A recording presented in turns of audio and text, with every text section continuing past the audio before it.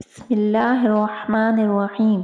نبی کریم صلی اللہ علیہ وآلہ وسلم جب طائف میں اسلام کی دعوت کے لیے گئے تو ان لوگوں نے انتہائی سرد مہری سے اسے ٹھکرا دیا۔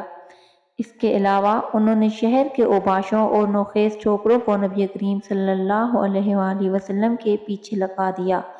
وہ جلوس کی شکل میں اکٹھے ہو گئے اور حضور نبی کریم صلی اللہ علیہ وآلہ وسلم کا تعاقب شروع کر دیا۔ وہ آوازیں کستے، مذاق اڑاتے اور اپنے بتوں کے نعرے لگاتے ہوئے حضور کریم صلی اللہ علیہ وآلہ وسلم کے پیچھے لگ گئے۔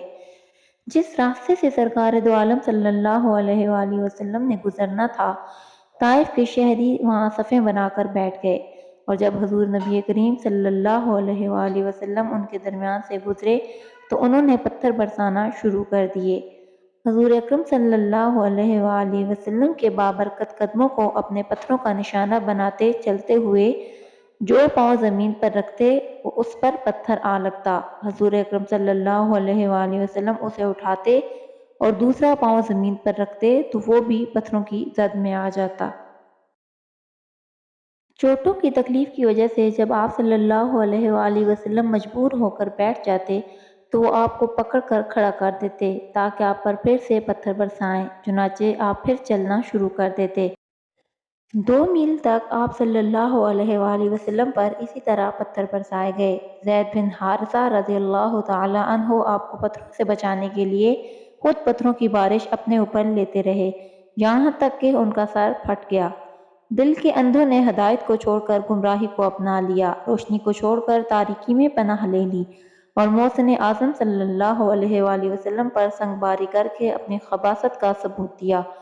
محمد صلی اللہ علیہ وآلہ وسلم زخموں سے چور طائف سے نکل گئے۔ بدماشوں نے اب آپ صلی اللہ علیہ وآلہ وسلم کا تعاقب چھوڑ دیا۔ انہیں بڑی خوشی ہے کہ انہوں نے اللہ کے رسول کو اپنے شہر سے نکال دیا۔ انہیں تو اپنی سرداری عزیز ہے اور اس خوفناک عذاب کا خیال تک نہیں جو اللہ کے رسول کو بستی سے نکال دینے والوں پر آیا کرتا ہے۔ ارض و سما کی وسعتیں پکار پکار کر کہہ رہی ہیں، محمد کے غلاموں، یاد رکھو کہ تمہیں بھی دوسروں تک ان کا پیغام پہنچانا ہے۔ قریش مکہ کے بڑے چودھری ربیع کی زمینداری طائف میں تھی۔ ربیع کے دونوں بیٹے شیبہ اور عتبہ یہاں آئے ہوئے تھے۔ رسول خدا صلی اللہ علیہ وآلہ وسلم کو اس حال میں دیکھ کر انہیں ترس آ گیا اور اپنے عیسائی غلام اداس کے ذریعے پلیٹ میں انگور کے خوشے لگا کر بھیجے۔ اداس نینوا کا باشندہ تھا۔ اس نے رسول کریم صلی اللہ علیہ وآلہ وسلم کے سامنے انگور کے خوشے رکھ دیے۔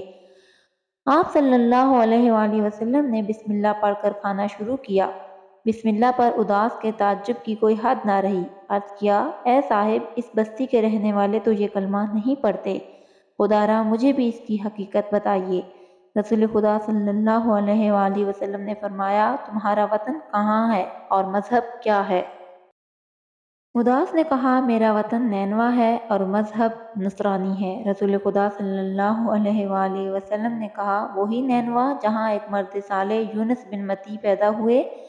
اداس، یونس بن متی کو آپ نے کیسے جانا؟ رسول خدا صلی اللہ علیہ وآلہ وسلم نے فرمایا، یونس علیہ السلام نبوت میں میرے بھائی تھے، میں بھی نبی ہوں۔ رسول خدا صلی اللہ علیہ وآلہ وسلم کی زبان سے یہ بات ابھی پوری طرح ادا نہ ہوئی تھی کہ اداس نے سر سے پاؤں تک آپ کے روئیں روئیں کو بوسہ دیا۔